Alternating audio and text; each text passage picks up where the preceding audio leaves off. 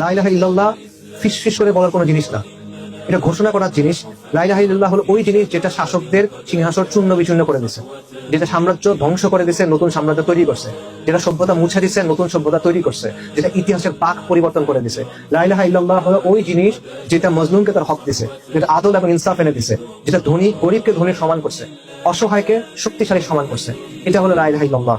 এবং এই কারণে যুগে যুগে এটা বিরোধিতা হয়েছে, এই কারণে এটার গুরুত্ব এত বেশি, এই কারণে এটা আঁকড়ায় ধরে থাকা, সত্যিকার অর্থে আঁকড়ায় ধরে থাকা এতটা কঠিন। এবং এটার জন্য এত বড় পুরস্কার আল্লাহ বলছেন। কোন পুরস্কার বলেন?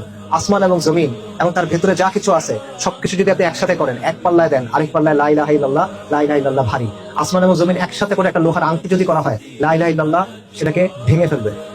99টা আমল নামা দিগন্ত বিস্তৃত, এক পাল্লায়, আরেক পাল্লায় শুধুমাত্র আশহাদু আল্লা ইলাহা ইল্লাল্লাহ ওয়া আশহাদু আন্না মুহাম্মাদুর রাসূলুল্লাহ, এটা ভারী হবে। এই জন্য এত পুরস্কার এটার জন্য। আর কারো কর্তৃত্ব নাই, আর কারো রাজত্ব নাই, আর কারো সার্বভৌমত্ব নাই, আর কারো মুলকিয়াত নাই, আর কারো কথা চলে না, আর কারো কথা মানার কিছু নাই। একমাত্র কর্তৃপক্ষ, একমাত্র সার্বভৌম সত্তা, একমাত্র মালিক, একমাত্র ইলাহ আল্লাহ আযজা ওয়া জাল্লা। লা ইলাহা ইল্লাল্লাহ, এটা আপনার নাজাতের বাণী, এটা দুনিয়াতে আপনার আজাদির বাণী, এবং এটা দুনিয়াতে এই জাহেলিয়াতকে উৎখাত করে সেখানে দ্বীনকে কায়েম করার যে বিপ্লব, সেটার বাণী।